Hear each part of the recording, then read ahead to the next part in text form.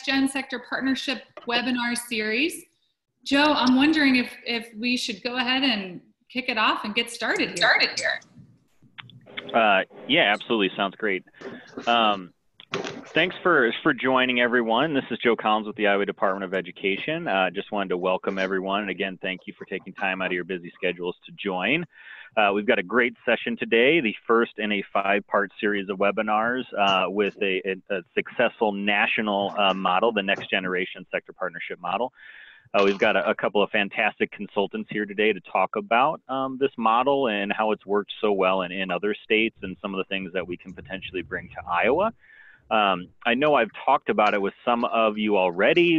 I've been to a number of their training events, and they do a summit every year that's super beneficial. So I know we're going to talk a little bit more about that in terms of planning potentially for the next year of having an Iowa team join.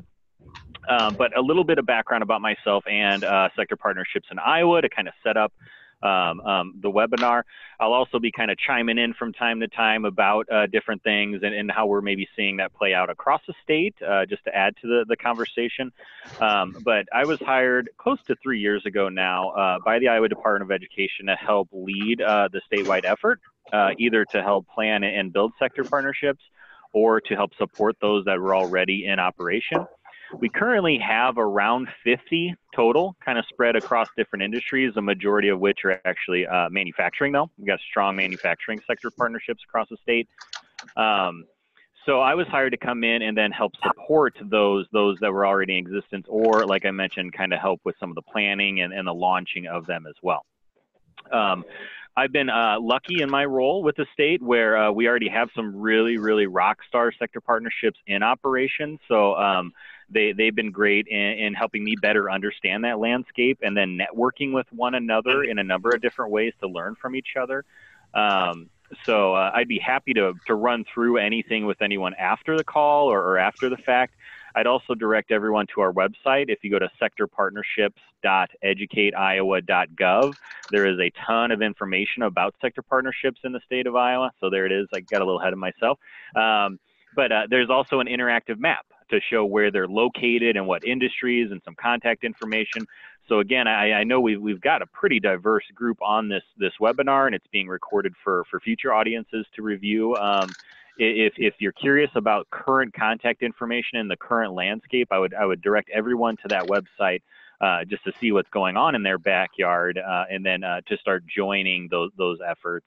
As we're going to learn today, this is very much a community approach and all hands on deck, and meant to be collaborative to help reach some of our workforce needs and greater community issues as well. So, like I said, happy to have a conversation with everybody after the fact. I'm a talker. I could talk for hours about this stuff, but I think I'll cut it a little brief here and turn it back over to Emily and Lynn to really take over and like I said, share some of the lessons learned and some of the model that's been very successful in other states, and the model that we promote here within the state of Iowa of an industry-driven and community-supported sector partnership. Excellent, great. Thank you, Joe. And welcome everyone. It's excellent to have such a great turnout here on a Wednesday morning. Thanks for joining. And it sounds like there are new folks joining us here as we go. And so today is really, as Joe said, all about focusing on next-gen sector partnerships. And so you can see the agenda for the day up here in front of you. We'd love to kick it off with introductions, but before we do that, I want to just quickly preview what we're going to cover today. So the main components of what we're going to cover today is providing a 101 around what next-gen sector. Hey, will you do me a solid? Hold my door fairly closed. You can come in here after you're done. And also what it takes to build next-gen sector partnerships. Thank you. So before we dive into introductions, we'd love to just go over a few ground rules here. It would be excellent to have everyone mute yourselves when you're not speaking. We do want this to be interactive, so be sure to take yourself off mute when you have a question or would like to chime in on something. But if you could mute yourselves, if you're on the phone, you can mute yourselves using your phone mute button. And if you're on Zoom, if you hover over your picture, there's a little blue mute bar, or also at the bottom of the screen, you can mute yourself by clicking the little microphone.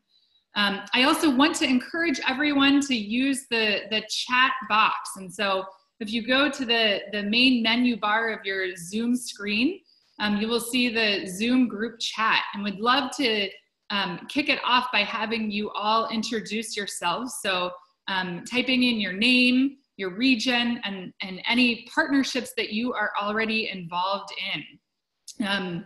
So it looks like so far, a big thanks to everyone that has started to introduce themselves. We have folks from across the state, from a variety, from Iowa Works, from many of the community colleges, from the Department of Education, the DMACC Intermediary Coordinator.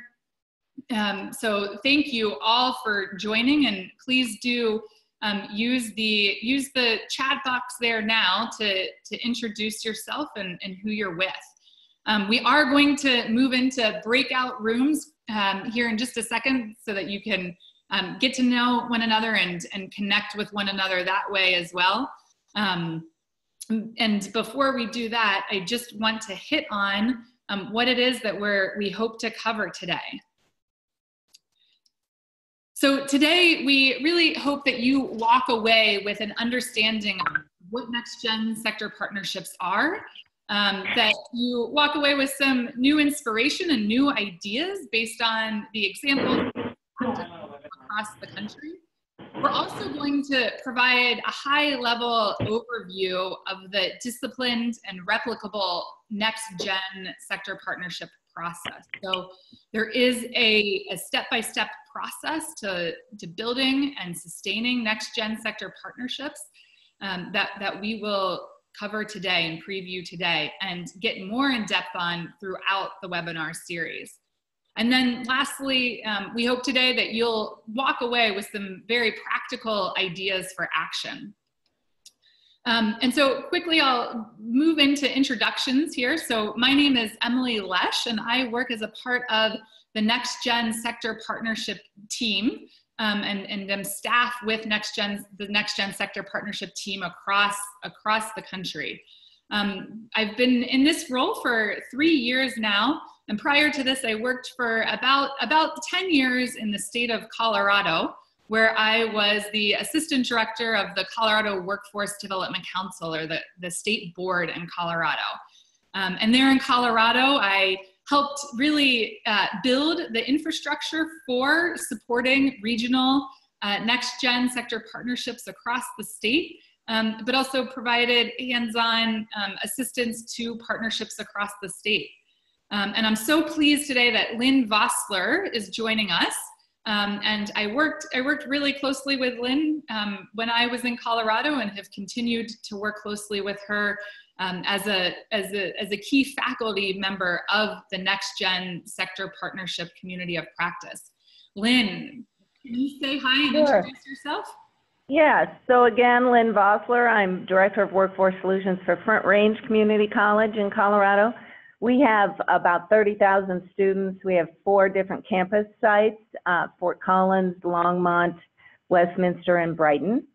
And have been working with sector partnerships now, along with Emily when it started maybe 7 years ago in the state of Colorado.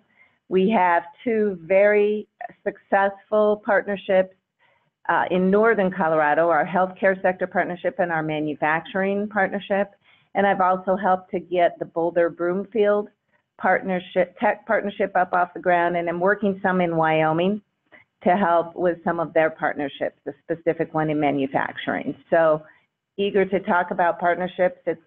It's a great model and has made a huge difference in what we do with the college. Excellent, thank you, Lynn. Great, and so as you may be picking up on here as we're moving through and the introductions, the Next Gen Sector Partnership model is a really distinct model of building sector partnerships. And so, as Joe noted, it's a industry-led and community-supported model. And so we will dive in to exactly what that means and some of those key distinctions today. and hope that you gain some new ideas for action based on those. Before we do that, we have over 50 of you on the line here from across Iowa, which is really exciting.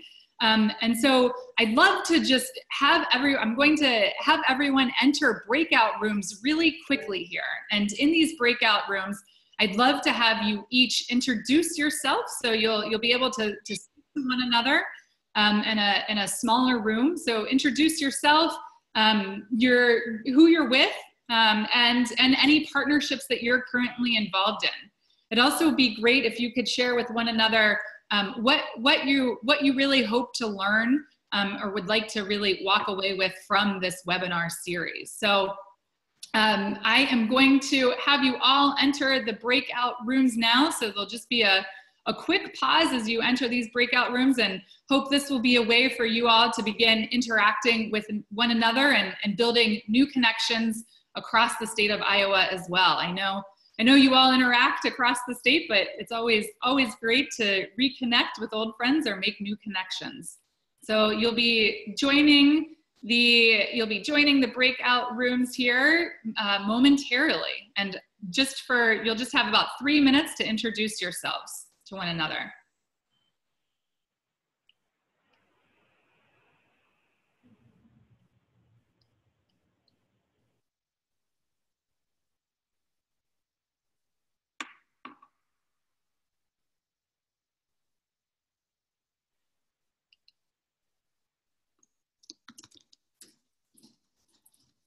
Great. So hi, everyone that's here in the breakout room with me.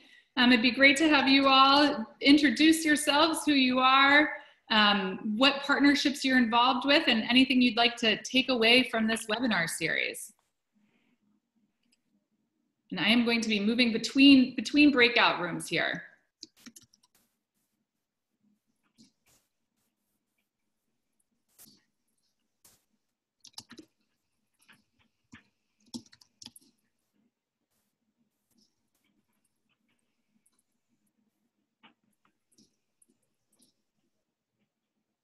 Are there folks on the line that would like to go first?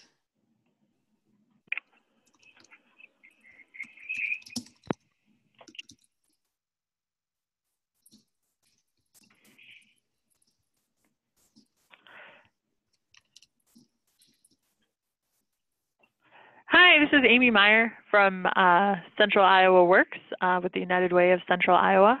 And yeah, I just want to learn more about what the next generation sector partnerships are. Great, thanks. Thanks, Amy. And are you involved with partnerships currently? I am on a bi-monthly call with Joe Collins. So yeah, but I'm pretty new to the position and just learning more about it. So great. Great, thanks. How about others? It looks like Eric and there are a few other numbers up here.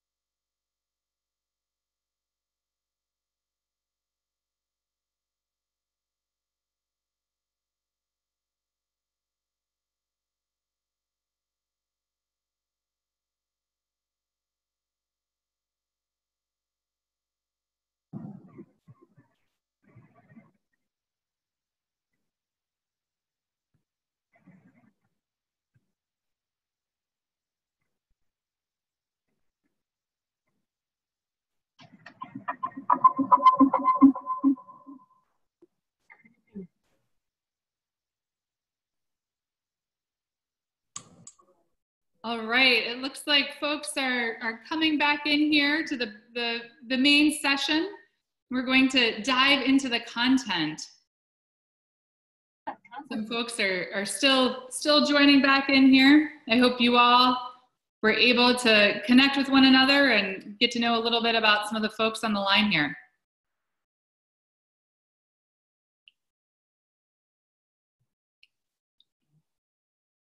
I think we're going to drop out. Yeah. Okay. Are you all hearing me okay right now? Yes. Okay. Excellent. Great.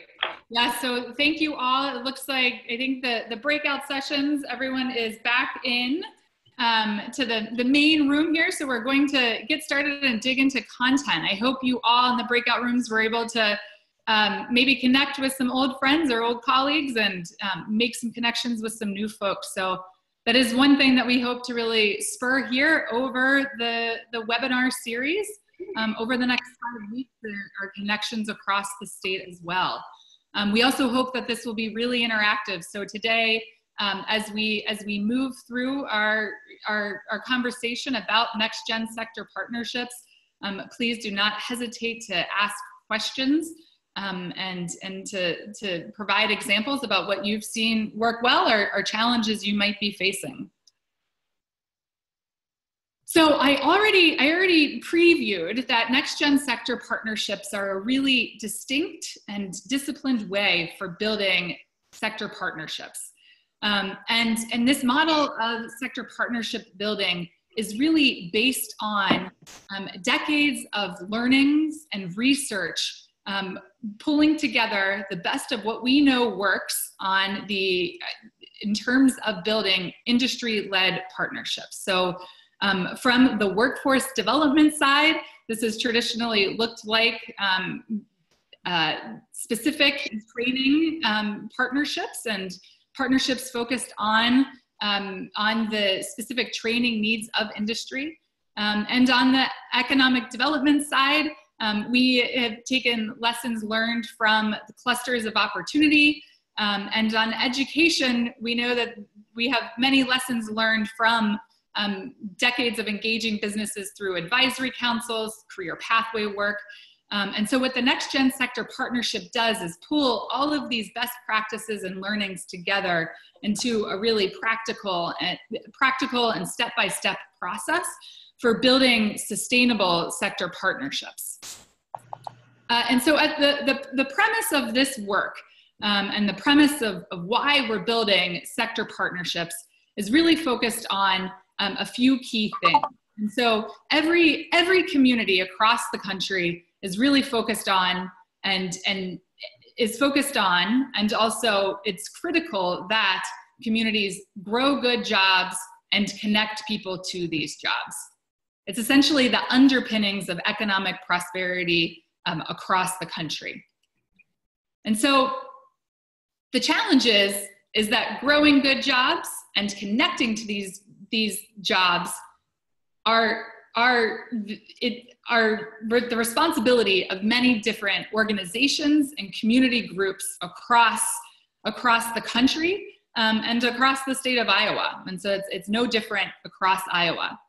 And so growing good jobs and the focus on economic growth in our communities, there are many economic development organizations, small business associations, chambers of commerce, and other industry associations that are focused on primarily growing good jobs. At the same time, there are a host of organizations and agencies that are focused on connecting people to those jobs so that individuals are able to have economic prosperity and have good employment opportunities for career development and advancement.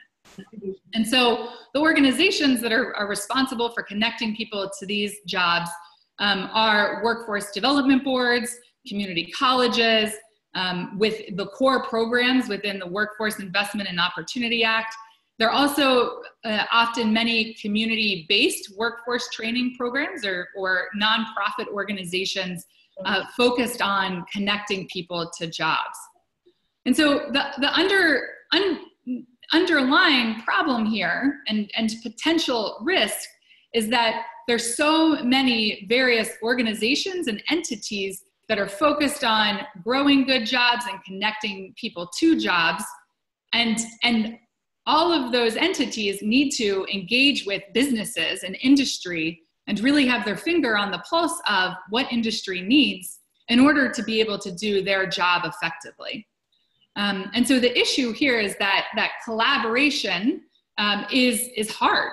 And if we're all out there knocking on the door of the same businesses at the same time, businesses often become overtapped.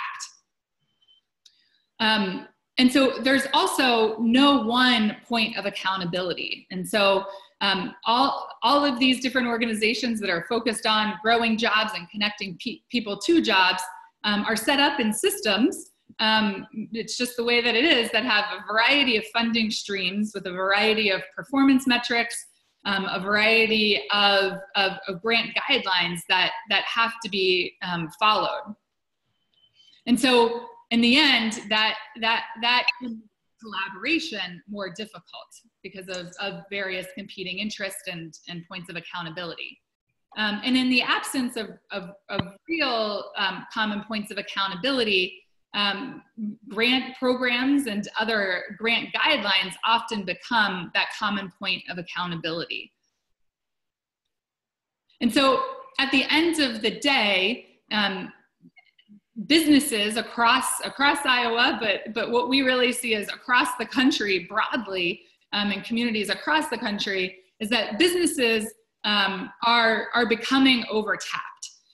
We're also seeing that all of these various organizations that have some responsibility to the community and are working directly with business leaders, but also working really directly with job seekers and students, are all hearing the same call to action. And so there is a big emphasis, and there has been over the last decade or so, to get out there as organizations and agencies to build more, better, and stronger partnerships with industry.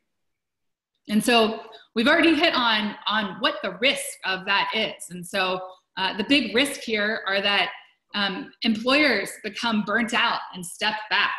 And the other risk there is that some businesses are missed altogether. I'm sure many of you have had the experience of having some great employer champions that are involved in many community efforts, and become that go-to person because they are so involved.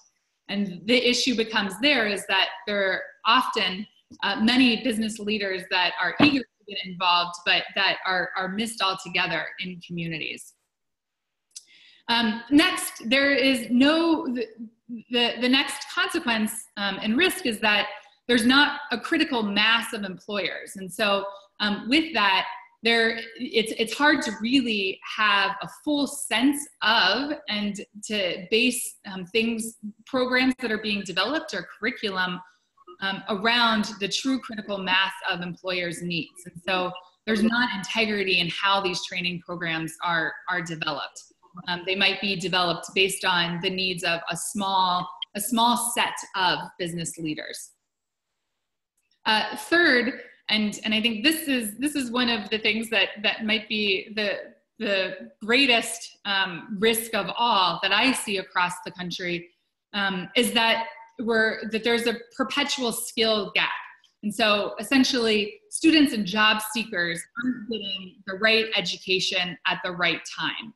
And so oftentimes when programs are established based on the needs of a small group of employers, students' skills aren't lining up with the needs of businesses, and they're not employable at the end of their training.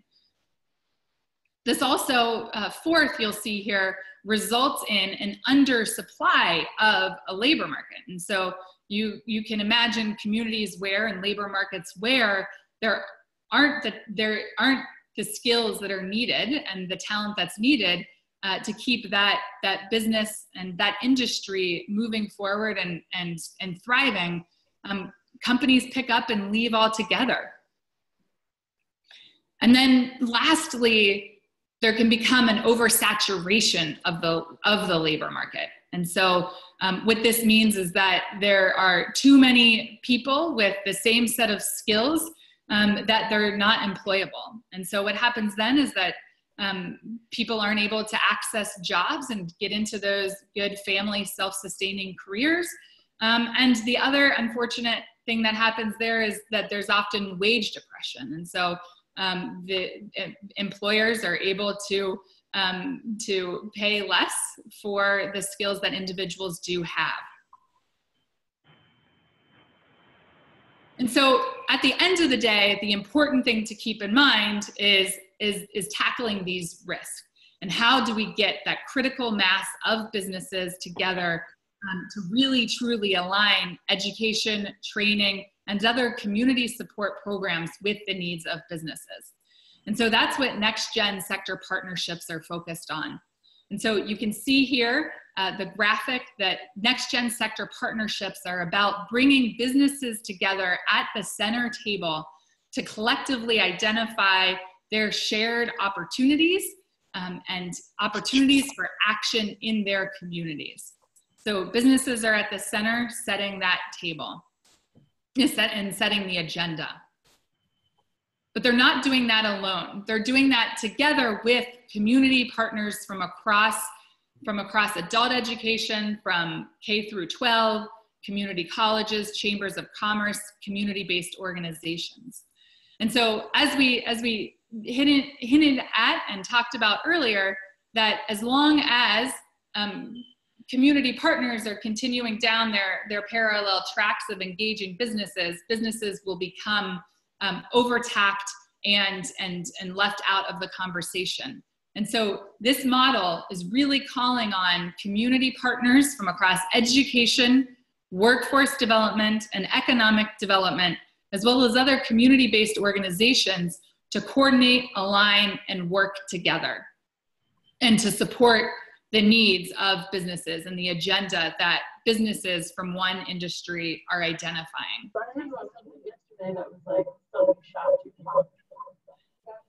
So just a quick reminder for folks on the webinar to use the mute on Zoom or on your phone if you're on the phone. And so this graphic with businesses at the center and community partners supporting partnerships is really the foundation for what Next Gen sector partnerships are all about.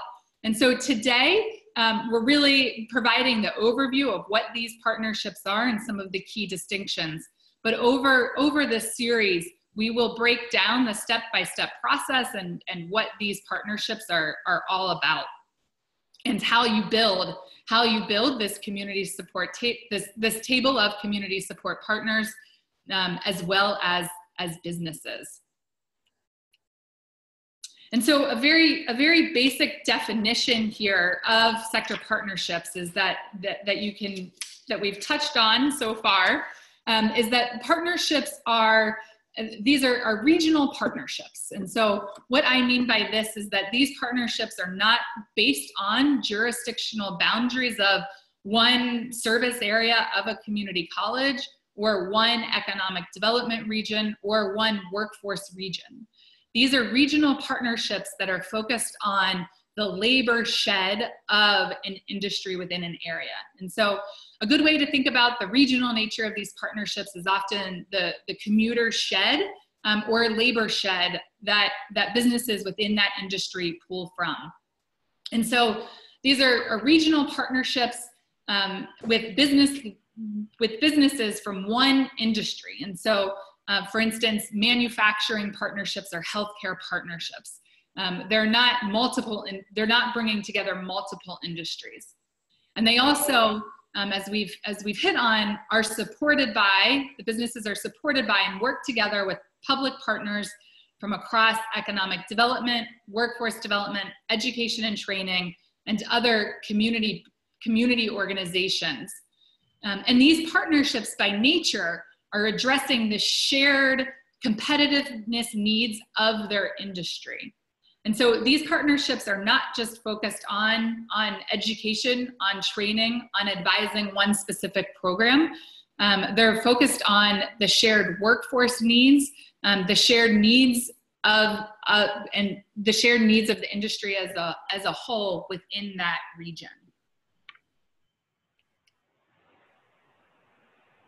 And so in summary, I'd like to pull out these 4 operating principles of next-gen sector partnerships. I know I've provided a lot of information about what the partnerships are to date and so far, but really these 4 operating principles summarize some of the key distinctions of next-gen sector partnerships.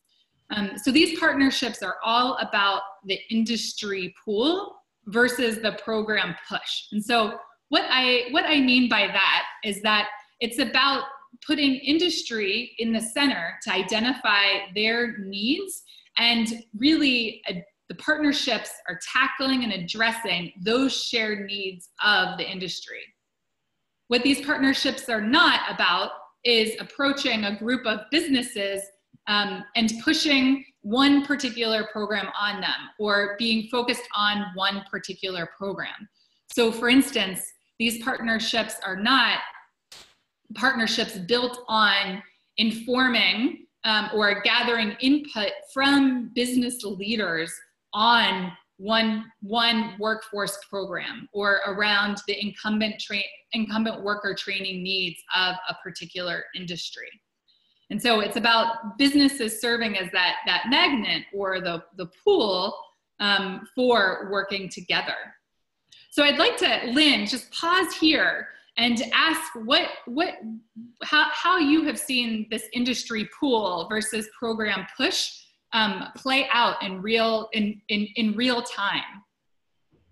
Yeah, so I think that's a great description, because so many of us in public sector are focused on the programs that we put together and that we start, and so we're normally out there making presentations and talking to companies and knocking on doors and trying to get enrollment, or trying to get folks, you know, internships or apprenticeships or whatever, get folks into our programs.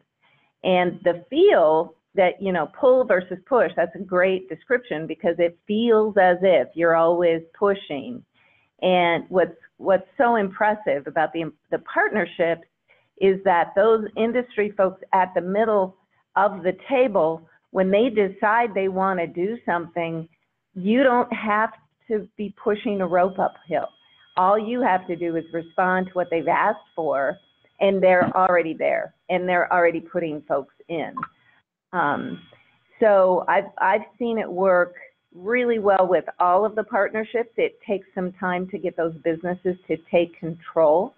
But once they do, and once they start asking for things, then those of us who are around the table in the public sector can fill in and bring to them what it is they're asking for. So, for example, if they, in our manufacturing partnership, as they start saying, we want to get, for example, students into our manufacturing plants, we have the right people at the table. We have the 4 school districts who say, yes, if you want to do tours, just let us know where and when. And they bring the right students in the bus to the right manufacturers. We've now done we've institutionalized those tours. So now we have over 2,500 students who have been through over 100 different manufacturers. We do it every spring and every fall, and it's on the calendar. And you're not from a workforce center sitting on the phone trying to get businesses to give tours, because they're already at the table. They've already come forward and said, we want students in our operations. So that's just an example of how fast it can happen and how smoothly it happens if the industry folks are asking for what they need. Thank you. Can I just add to that? Sorry, Emily, this is Joe. You know, I have to admit, I've been guilty of number one myself. So prior to coming to the Department of Education, I was at a local Iowa Works office in Des Moines. And so I know there are some passionate and dedicated and really awesome, amazing workers that sometimes it can be a little overwhelming when we go out and we're trying to tell employers how we can help them. We've got these great job candidates, or from the community college standpoint, I've got these great programs, and I can help you, but sometimes it doesn't come off that way, or it can just be overwhelming. So this is something that we may not even realize we're doing, unfortunately, because, like I said, we've got such passionate, awesome, dedicated people within the public services within the state of Iowa that we don't even realize sometimes that we're creating a problem when we're trying to go out there to help people. So I wanted to throw that out there. It's something I struggle with even still, is just trying to understand what's that fine line between offering support but being too overwhelming and too overbearing with it. Yeah, thank you, Joe, for chiming in with that, because I think that's a really it's an important point. And it's also just how you all are, and we all as public systems, and even the nonprofit sector, are set up. And so we're a part of systems that are really responsible for getting out there and working with businesses. And so there's clearly some amount of that, and some of that working with businesses in a way that you're informing them about your programs that still will need to happen. But the real flip that we're going for here, and that we have seen pay off with Next Gen sector partnerships, and the over 75 Next Gen sector partnerships that are sustainable partnerships across the country, is that businesses are really stepping up and leading the partnerships forward. And so they have a real ownership in what's happening. And so I think that the unfortunate thing in the way that the systems are set up is that we often don't ask, or from the partner side, we're not set up to ask businesses directly to step up and help take ownership over some of these big issues that we're tackling and facing as communities. And so that leads to the next one here. So the second operating principle is all about being a shared table. So Next Gen partnerships, as we've hit on, are a shared table. And they're a shared table because these issues that we're tackling across workforce, education, the overall economic prosperity of our regions over the long term are not issues that are small in scope, and they also can't be tackled by just one entity or one organization. And so they really call for a collective response and for coordination and alignment across partners and organizations. And so with that I know that sounds, that's easy for me to say, but in practice, really creating that shared table is more difficult. And so throughout the series, we'll get into what that shared table looks like. And the most important thing here is that these partnerships are not about a community college. They're not about one workforce board. They're not about one chamber of commerce. They're not owned by one single organization or institution. These partnerships are truly owned by the business leaders and supported by a shared table that's really coordinated and poised for a collective action to really tackle those big issues that our communities are facing.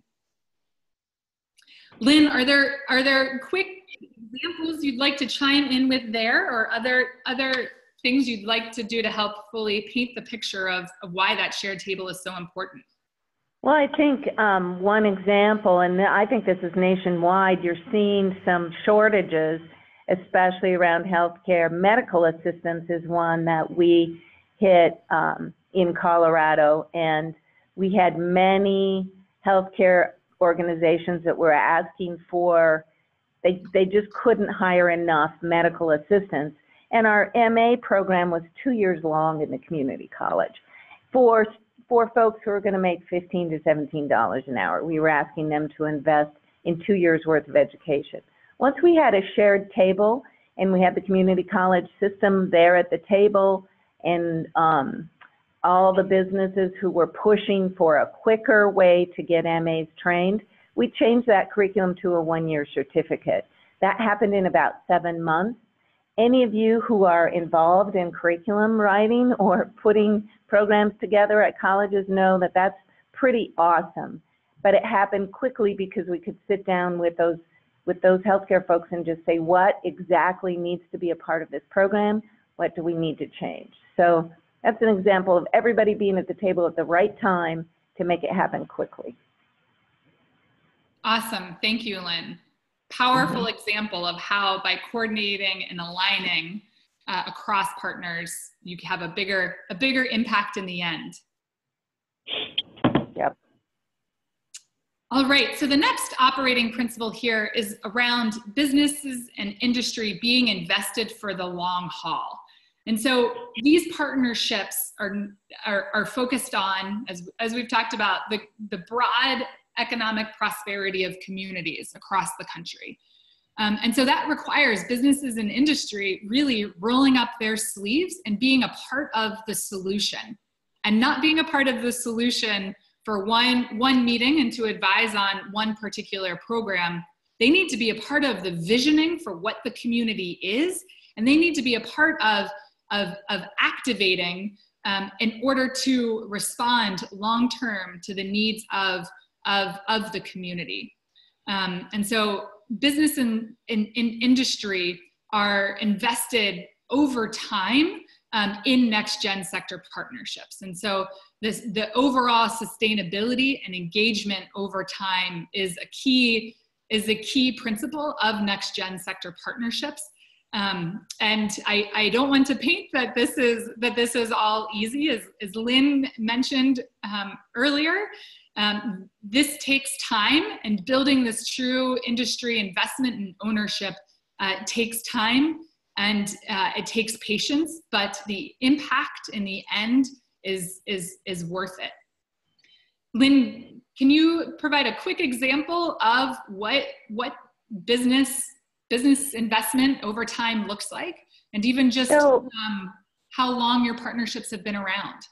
Right. So what I think is really shows success with these partnerships is when they become the go-to place for your local politicians, your local lawmakers to go to the NoCode Manufacturing Partnership to ask their advice, and for economic developers to go to them and say, what new businesses do you need to keep yourself successful?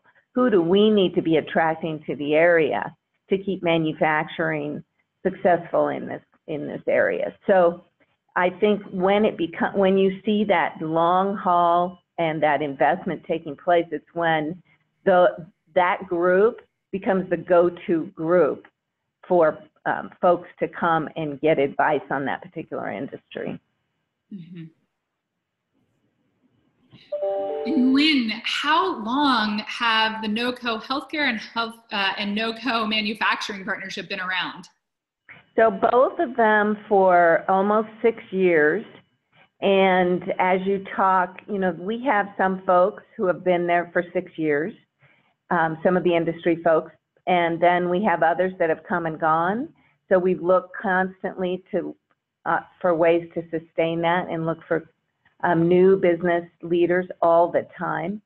But we'll talk later, I think, in the series more about how we continue to look for those leaders and how we continue to sustain those partnerships. Excellent. And wow, many of the same business leaders have been involved for 6 years. That is leading to real community change and impact. Absolutely. And as a result of the integrated responses that your shared table of partners has been able to partner with and work hand in hand with business leaders around. And so the fourth operating principle here is the integrated responses. And so integrated responses from across the various systems working within your community. So from across education, workforce, and economic development. And these integrated responses are hand in hand with business leaders as true partners, not customers. And and so the flip here is that it's not just about one response for a one-time problem or to meet the need for that one period of time. These are about responses that have real staying power over the long term with these partnerships.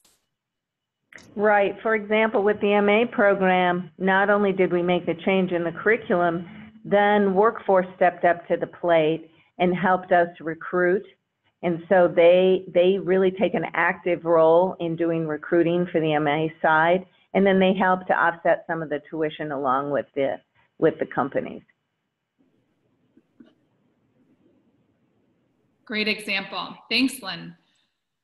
So with that, with those 4 operating principles about the industry pool, creating that shared table of public partners, and having businesses invested for the long haul, and really partnering around integrated responses, these partnerships are able to accomplish a great deal that no one organization, no one institution, no one business would be able to accomplish by themselves. And I think Lynn has hit on some of these accomplishments. And the thing I want to hit with these accomplishments that is very unique is that these accomplishments are at scale over time. And so it's not just about one consortia training or improved HR practices within one company. These accomplishments that are listed out here and what these partnerships focus on are focused on big change that's sustained over time. And so ultimately, this work becomes a way of doing business and a way of doing business together in a very different way than would otherwise happen in many of the communities and partnerships across the country.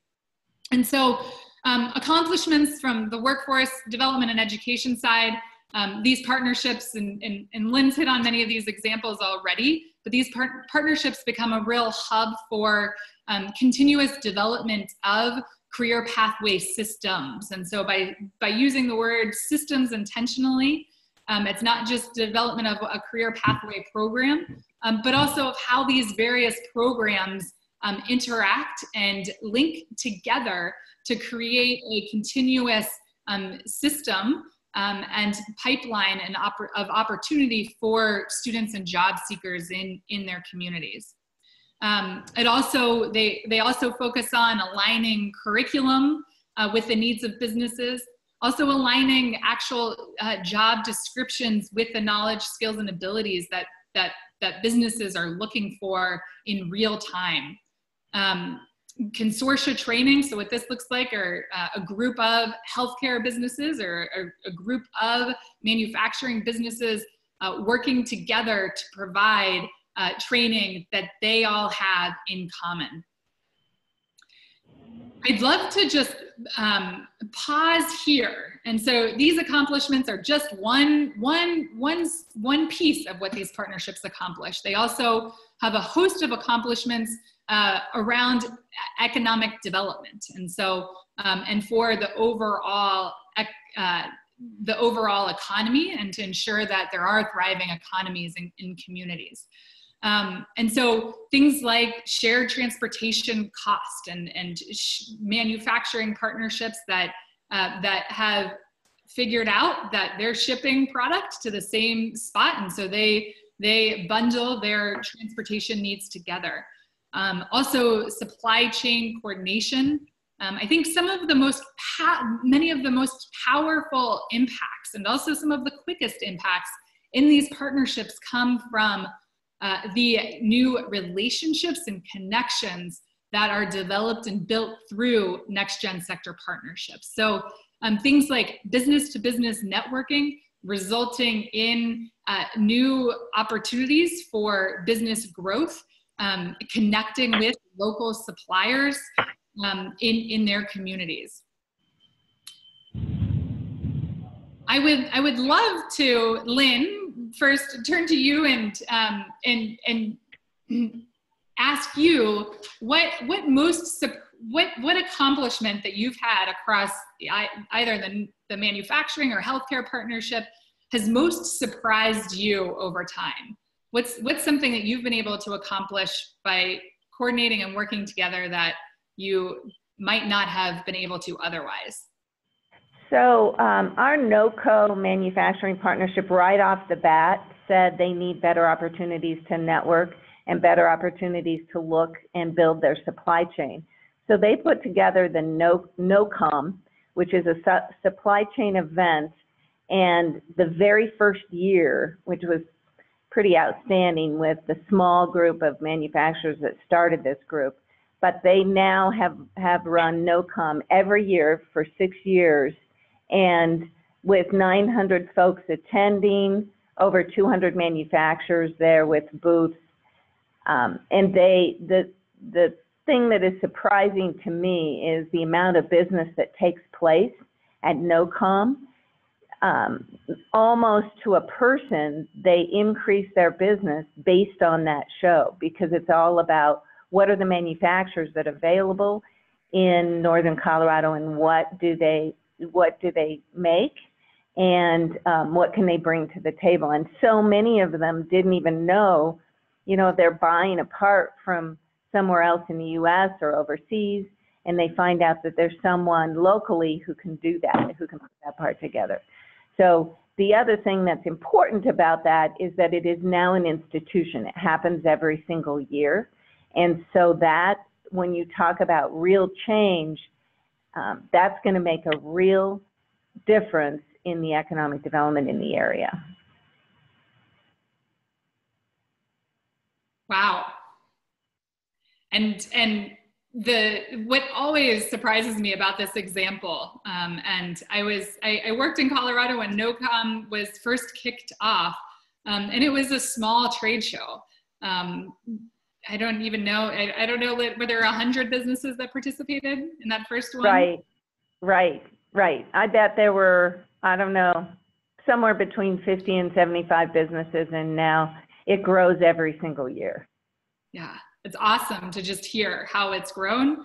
And I think that also speaks to something that I see commonly across the country, is just the real snowball effect of this work. And so once you get started, and once businesses are really stepping up and owning this work and seeing themselves as a part of the critical solutions, the work really does snowball, and the impact of the work snowballs. Right, and all of that, those of us who are public partners use the event to network and to get to know folks, and so it's good for the public partners as well, but you're right, the business folks actually really lead it and take responsibility to make it happen. Yeah. So it just reminds me of the operating principle that we spoke about, that we just hit on before, around the pull versus the push. And so I think this is a great example of that, Lynn, is that you're able to meet with and get to know and network with manufacturers from across your region at this event, and work with them where in a way that they're in an event that they have organized, that they've pulled together. And so it's them that's doing that they're working together and in unison, and it's not you having to go out there and knock on their doors and continually make calls to get them to show up. They're really doing that. Right, and they've asked for an hour of the event to have students attend, and they put together signs, placards that they put at their table that says, yes, we are looking for apprenticeship opportunities, internships, summer job opportunities. So they put that placard up because they're asking students to come. Again, part of that pull, they're asking students to come to their table and talk with them. Cool, I love that visual. 900 businesses with looking for apprentices on their table. I've got a quick example to share, a success story that we see happen to certain degrees around the state. The general idea of bringing together employers to talk about the issues that they're facing and realizing that it's shared by their colleagues within the same area, and then trying to figure out what is the root cause of that problem. So as a single employer, I maybe don't understand why I don't have more CNAs or more IT professionals or, you know, whatever fill in the blank occupation. But as a group, if we start kind of adding that background and that knowledge, we maybe are going to more quickly come to that resolution as a group. Or more importantly, even bringing in our support partners that have the other aspects or that have the data to fill in the blanks that we maybe don't realize. So such as a community college, to understand how many CNAs are being released every year or certified every year within my area to better understand the job pool, and then pulling in Iowa Workforce Development on some of their labor market data and their metrics of what they're seeing for the labor force in terms of incumbent workers and unemployment and so forth. So it's difficult. It's essentially a puzzle without all the pieces. If you don't have all of these partners involved, you might eventually get to that solution, but it's going to take much longer and be much more frustrating. And an example that I like to put out, and we're actually writing a story about this, is an IT sector partnership out of the Dubuque area. A lot of the IT employers in that area were struggling with filling some roles, and they were finding that the local community college, Northeast Iowa Community College, has some really great programs, some awesome instructors. They've got, you know, they've got the employers involved in the curriculum, so that they know that what's being taught is what's needed at a local level, but there was a disconnect. So what was happening to the students upon graduation? Why were they not staying in our region? So when the employers came together and they brought in the local economic development and the local workforce development, they just said, what the heck is going on? And they really worked together to try to figure out, like I said, that root cause. And what they found, in pulling in the students as well, is what they found is some employers from a neighboring state, which will not be named, had a specific marketing and targeting campaign for those students at an earlier stage that the local employers were doing. So they were essentially being kind of scalped or stolen about a year into that 2-year program. They were getting hammered by this email campaign to come work in the neighboring state. So by the time they got to graduation, many of the students already had job offers. So they were not even looking at a local level. So the group came together and said, we need to do more. We need to be more proactive about this. So they've started implementing more events, more networking opportunities, much more of that guided and that targeted marketing for local students to better understand those local opportunities so that they don't leave the state. So that's just a classic example, and you can really replicate this for any industry. Is just trying to figure out where, you know, it all revolves around talent, right? How do we attract more talent? How do we develop our talent? And then how do we keep them? So I love that example because it speaks directly to that benefit of having all hands on deck and all of those perspectives at the table. Mm-hmm. Joe, great examples. Thank you for sharing those. It also, to me, speaks to, I think, some other quick examples of where this has the power of having multiple businesses from one industry working together has yielded things far beyond what any one business would on their own.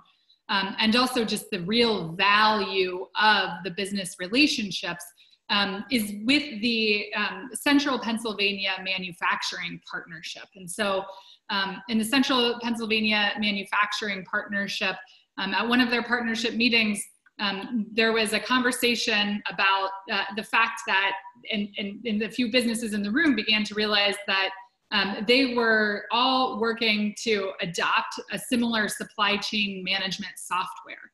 And so as a result, those businesses have worked together and formed this consortium as they've rolled out this software across their businesses. And so that working together in that sense has provided a platform for those manufacturers to really build trust amongst one another, that they now in the Central Pennsylvania Manufacturing Partnership are really tackling big issues around workforce development and having some really honest conversations around the fact that one of the businesses in the area put up a big billboard at the stoplight next to their competitor's facility, advertising that they were hiring for $1 more an hour than that business where folks were leaving from, where the employees were leaving from. And so those types of conversations around wage have been brokered in that partnership because they have the trust and relationships to really work with one another. And so what those two business leaders from those companies are now doing, and they say really publicly, is that they're working to grow the overall pool of talent within the community, because they realize that if they keep drawing from that same pool of talent and putting up billboards outside of one another's facilities, as an industry and also as individual businesses, they're not going to get very far in the end. And so they're really taking that long view approach. So I put up some examples here from across the country, and I would love to hear from those of you on the line. Please feel free to take yourselves off mute here and ask questions about any of these partnerships or other partnerships. If you'd like to hear an example of an IT partnership or construction partnership, a partnership in a rural part of the country or a very urban part of the country. These partnerships, next gen sector partnerships, work in every type of community and are active across the country. So I'd love to hear from those on the phone about what questions you have or examples that you would like to learn more about.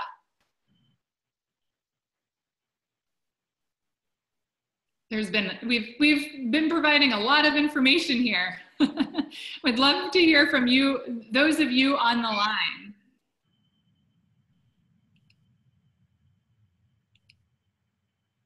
How does what any questions about specific examples or any kind of specific challenges that you might be facing in your partnerships, or as you're thinking about launching a partnership, that you'd love to learn how someone else across the country tackled?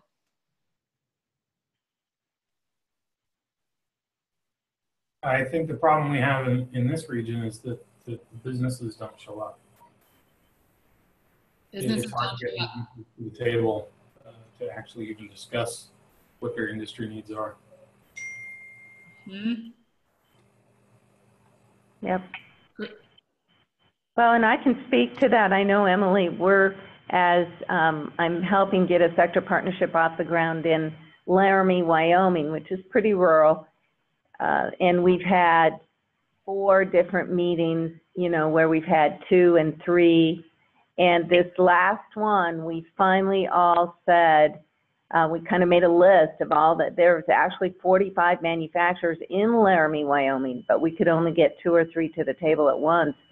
And we sat and made a list, and then there was a sector academy in Wyoming last week, and I think we had 2 or 3 of those business leaders attend the sector academy. And so they got to see what was happening and how powerful these partnerships could be. And they made a list of all the ones they were going to call and personally invite. And we had 8 at this last meeting.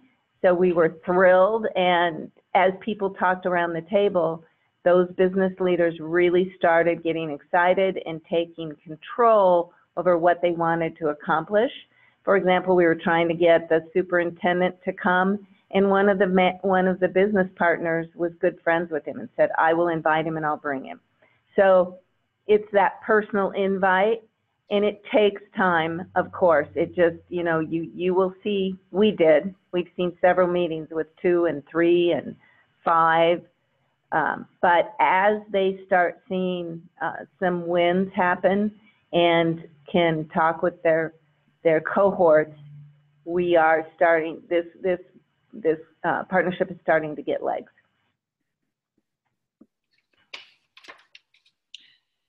Lynn, what really resonates with me about that example is the time and patience that it takes sometimes, and it does take time and patience. And there are 2 kind of practical tips that I'd like to convey around just building that business participation. And there are many different strategies that we will talk about throughout the webinar series. And actually next week, we'll do a really deep dive into recruiting business leaders as we're talking about launching a partnership or really engaging business leaders for the first time. And then as the sessions conclude, we'll also talk about the sustainability and keeping them involved over the long term. But the two quick tips that I want to provide right now, I'd love to just think about, and Lynn, you hit on this in your example, is just the power of influence mapping. And so oftentimes having a quick huddle around identifying what business leader you're trying to get to. So if there are particular CEOs from manufacturing firms that you can identify, but you don't have a personal connection with, or no one on your regional support team has a personal connection with, doing an influence mapping exercise to identify who might know who, and who might you need to ask to get to that person. And so you can see this is very much about building out relationships and leveraging relationships that you do have. And so there is an influence mapping exercise on the Next Gen Sector Partnership website, which we'll share at the end of the presentation here. And I can also be sure that we highlight that tool for you. And that can be a really helpful exercise for just identifying other business leaders to engage and how to get them involved. The other key to Next Gen Sector Partnerships and the value of Next Gen Sector Partnerships around getting businesses to the table is about making the business to business ask. And so no longer in the Northern Colorado Manufacturing Partnership or Northern Colorado Healthcare Partnership or successful partnerships across the country, is it the public partners continually calling and knocking on the doors of business leaders to get them to meeting. It's often business leaders that are stepping up and helping to make those personal connections. And so that can look a variety of ways, but that business to business ask and connection and knowing that their peers and other business leaders are inviting them is a really important ingredient to successful Next Gen Sector Partnerships. So I'm seeing some other questions come in here, and I'd like to tackle this one. Jen's, which I know Jen's, it's actually, you're on someone else's computer, I believe, so it's not your actual name. I'm forgetting your name, but you'd like to hear more about Paula. Thanks, Paula. Paula would like to hear more about best practices around coordinating support partnerships, or support partners, sorry, and creating that outside ring that we looked at earlier. And so one example that I'd like to just point to here quickly, and Lynn, you also can provide a great example of this in Northern Colorado, but in Eugene, Oregon, the Lane County Sector Strategy Team now has 5 different sector partnerships that the Lane County Sector Strategy Team supports. And so what they have developed is a way to deploy the partners that are needed across the region to the industry partnerships that are most relevant. And so the Sector Strategy Team serves as that broad coordinating body.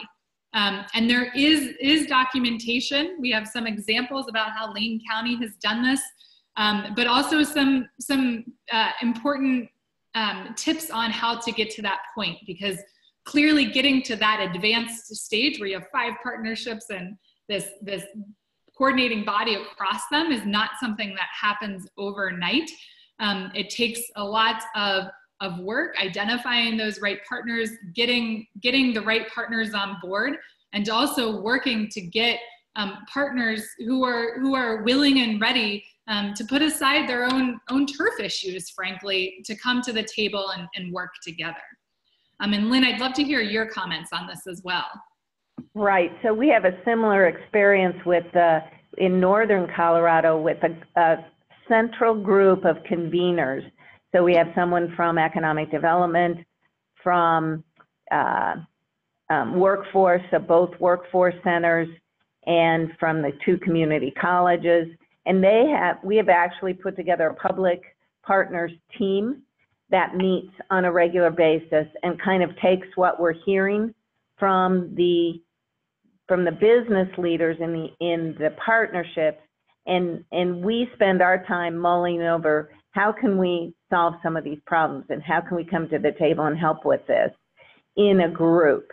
So it gives us a chance to kind of, make the sausage so that the business partners don't have to spend a lot of time listening to us going through what are the programs with workforce that could weigh in here, what are the programs that we already have at the community college, what do we need to build, what's it going to take to build that.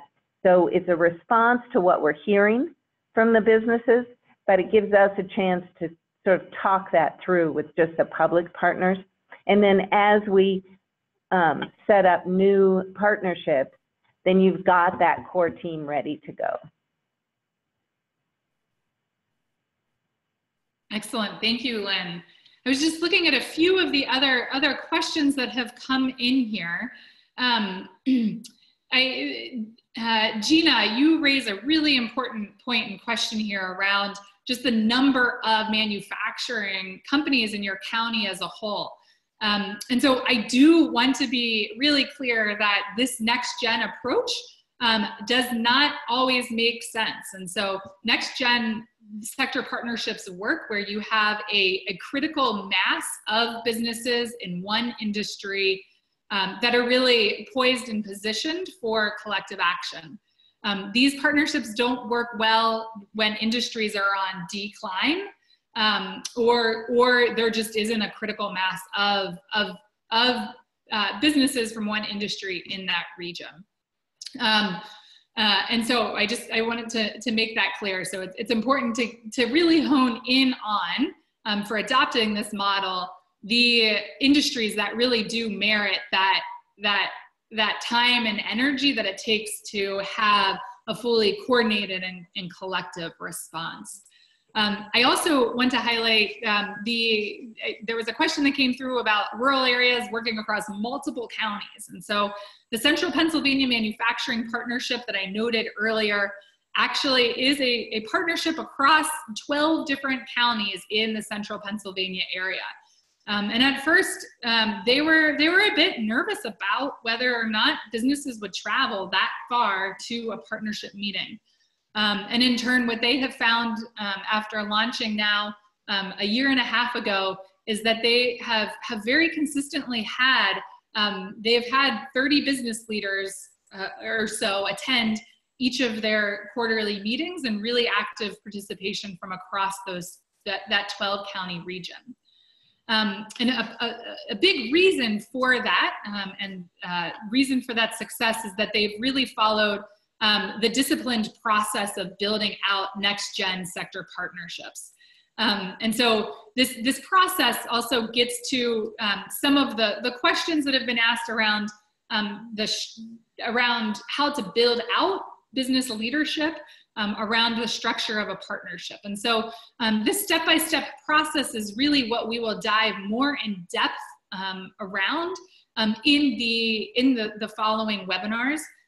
But for today, I would really like to just quickly preview the step-by-step process so that you all have a sense of what's involved in the process and how you build out that regional support team and how you build out that table of business leaders. And so this step-by-step process is on the NextGen website, and there's a full training manual there that you are able to use and use as a resource. And so the first step is really about building out a regional sector support team. And so I know many of you, and Joe, you noted that there are 50 partnerships across the state. And so many of you are beyond a step one, but also if you do have a partnership that does not have a broad regional sector support team, this is a good opportunity to reflect on who you do have involved and to get back to building a regional sector support team. And so when you think about building out that regional sector support team, or for a partnership you already have or launching a partnership, it's important that the sector support team is diverse. And it's important that it's diverse because you all across economic development, workforce development, and community partners have different contacts in the community. And you also have different programs and services and expertise that you can offer the businesses and opportunities to coordinate with one another. It's important that the regional sector support team is really data driven. And so back to what I said earlier, it's all about identifying the industries that warrant your collective and coordinated action. And so data can help you make that choice about what industries are really growing in the region, those that provide a cornerstone and foundation to your economy.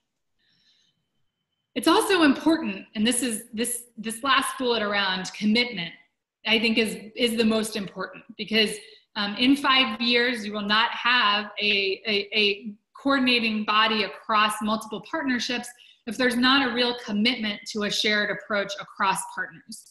And so the regional sector support team needs to be on the same page about really making the space for industry to drive the action agenda. They need to be on the same page about who will convene or co-convene the partnership. And you also have to be on the same page about following through to support industry priorities.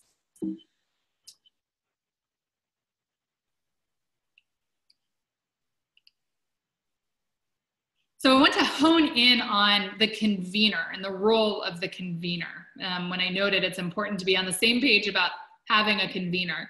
The convener is the neutral person that's essentially providing backbone support for keeping the partnership moving forward. So they're a trusted, credible individual, and they're trusted across the business leaders, but also among other partners. And the role of this convener is to play a coordinating role across the partnership. They're responsible for communications, ensuring that timely communications are distributed and that everyone is in the loop on what's happening. They're also responsible for making connections across the partnership and overall either facilitating the partnership or identifying the right person to facilitate the partnership. Oftentimes that right facilitator is a business leader or the co-chair of a partnership. And so the convener needs to ensure that there is someone and that there is that right person to facilitate the partnership and move it forward. Lynn, what quick examples do you have here around building out that regional sector support team? Well, I was just thinking through the facilitation piece, and someone here has asked and mentioned that they are facilitating the discussion, not the manufacturers. And so there's some hints, and I'm sure we'll talk more about that on really getting the manufacturers or the industry folks to step up. And some of that is around kind of assigning jobs, or not assigning, but having them. We'll make lists of, you know, what are those activities or goals you want to accomplish. Ask who's going to make that happen, and then have them report out each meeting. So if you have action items that are taking place, the more you can get those industry folks talking, and then eventually, of course, if you can have one take the lead and run the meeting, it really will make a difference. You need that person who's convening to get the communication out the door. That is critical. Communicating with both the public partners and the industry folks within a short amount of time after every single meeting, and then getting notice out about the next meeting is critical. But then starting to get the facilitation and certainly the leading of the agenda needs to happen with the industry partners. Thanks, Lynn. And so for those partnerships that are up off the ground and moving forward, it's never too late to go back to some of these first steps around building out a regional sector support team. And I'd love to hear more questions about where you are with this, or if this is a need. And so this will be a major topic next week, and we'll really do a deep dive into this building out a regional support team and what that looks like. So the next step here is around preparing to launch. And so in preparing to launch, there are a few key elements that I want to hit on. And so and knowing that many of your partnerships have launched across the state, there still are some really important steps to follow that you also can go back to and do. Sometimes it's a refresh and sometimes it's a relaunch. Actually, I think Lynn in Northern Colorado with the manufacturing partnership, at some point there was a relaunch after first launching. Right. And so it's okay to have to relaunch. And the reason that these initial steps are so important is because it really helps to build and lay the foundation for business ownership and leadership over the long term. And so you want to identify, when you're leading to a launch or a relaunch or a refresh, you want to identify and cultivate business champions that have some really specific characteristics. You want decision makers from the business. You do not want HR leaders. So you want people that have a vision for where their business is going, but also have their finger on the pulse of where the industry as a whole is going. Because this ensures that they're coming to the table to talk about the broad needs of the industry, but also the broad needs of the community as a whole. It's really important that these individuals are passionate about their industry and also about their community. Lynn, can you just, in a minute or less, speak to the importance of finding those right industry champions? Yeah, I had a mentor once that said, people are either eyebrows up or eyebrows down. And you want to look for those folks who are looking for opportunity, not the naysayers. You will get them, and they may continue to come to your meetings, but you have to move forward in spite of them.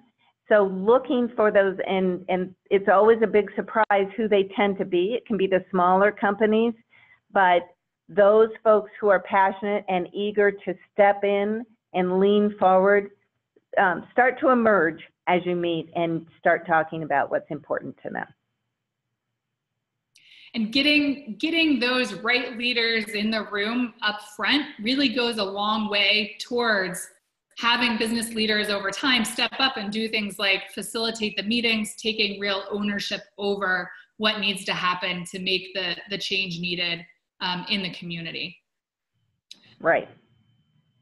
It's also about building upfront a list of CEOs. And so you want to fill the room at these launch meetings with those decision makers.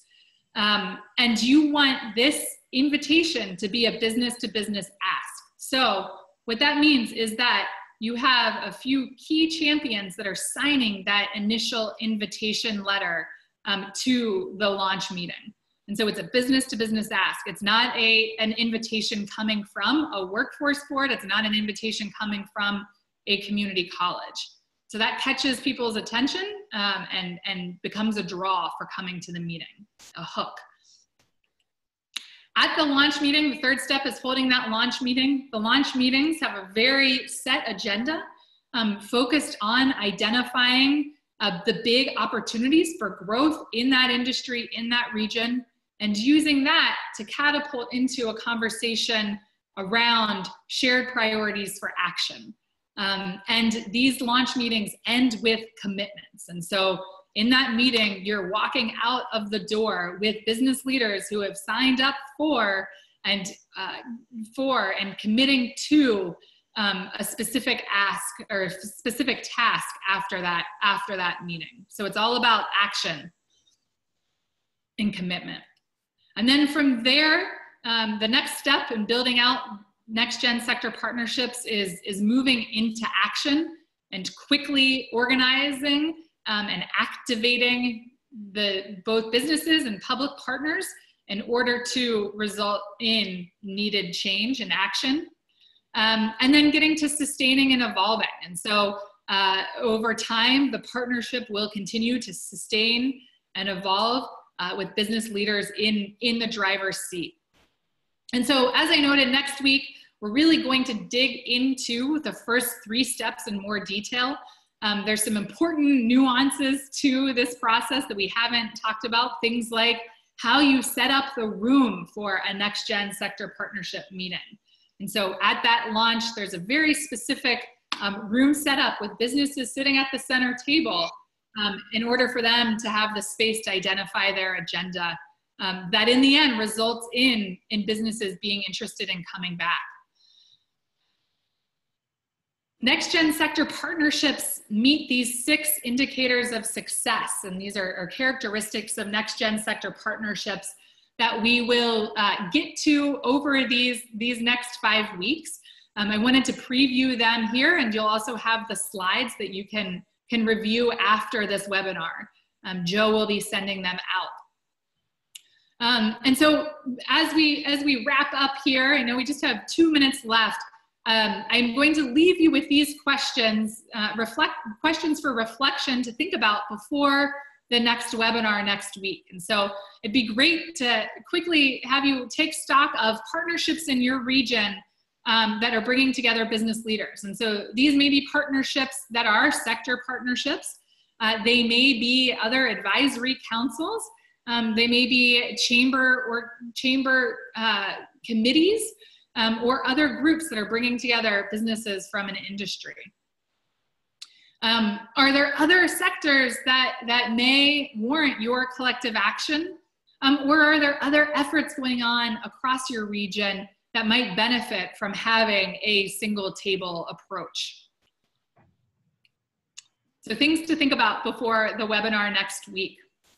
And the webinar next week will focus on launching Next Gen Sector Partnerships and the critical groundwork that needs to be laid before launching sector partnerships. And it's never too late to take stock of things that you could continue doing. So even if you have a partnership that's off the ground, there are elements of the role of business leadership in building that regional support team that we'll hit on next week. So we do really hope that you'll participate in the webinar next week. With that, Joe, I'm going to turn it to you to wrap us up. And I'm also just going to ask that if there are other questions and topics that you'd really like to cover in the following series, we really would love to hear from you. So in the email that Joe sends out afterwards, we'll send out a quick link to get your input on your top questions. All right, Joe. Yeah. So thank you. I think this has been a really productive and informative conversation today. I will be sending out, like Emily said, an email with some links and some resources and some things we maybe didn't have a chance to cover today. I also wanted to real quick just throw out that the community colleges across the state are coming together to talk about and as a unified kind of voice talk about how we offer more hands-on support in terms of sector partnerships. So offering a series of workshops as a continuation of these webinar series. So they are planning that across the state, and the dates are still kind of being ironed out. But trying to help local employers and support partners understand what's already taking place in terms of sector partnerships and how to get involved. So stay tuned for more information on that. As we kind of progress through this series, I might have more concrete information and dates. I also wanted to throw out in a similar fashion that Future Ready Iowa is going to be hosting a series of summits this fall as well. So I know they had some summits last year that were successful, and they've talked about doing it again this year in the fall. So I don't believe those dates have been nailed down yet either. But again, with a similar goal of how do we ensure that our community partners and more importantly, our employers are aware of all of these resources and these cool things and the funding that's available through the Future Ready Iowa initiative. But lots of new, really interesting things happening in terms of workforce development, education, and community collaboration. So stay tuned for more information. But I wanted to thank Emily and Lynn for taking time to jump on the call here with us today. Looking forward to continuing these workshops. I'm hoping to have the recording of this session posted before the next session. So if you have any colleagues that you wanted to send it to, or if you wanted to kind of go back and review, like Emily had said, we're going to dive deeper into a lot of the questions that already came up today. I really appreciate that she even mentioned that although we're using the term launch, this can really apply to any sector partnership at any stage. So pulling out strategies that sound interesting for your group and bringing them to your employers and saying, hey, maybe we should think about this. I know somebody mentioned employer engagement. That is honestly a struggle for every group that I work with. So don't get discouraged by that. I like to say that this is a marathon, not a sprint. So looking at the long-term goals and trying to provide some of that value and building those relationships takes time, unfortunately. And I know that is contrary sometimes to the time is money mantra that a lot of businesses have. So stick with us. We're happy to offer this support. Also visit the website sectorpartnerships.educateiowa.gov to learn about what the Department of Education is doing to help support those initiatives. And like I said, there's an interactive map to even figure out what's going on already in your backyard that you might be able to take advantage of. So thanks again, everybody. I think we'll drop out here. Look forward to continuing the conversation and having Lynn and Emily join us next week to continue the webinar series. Thank you, Joe.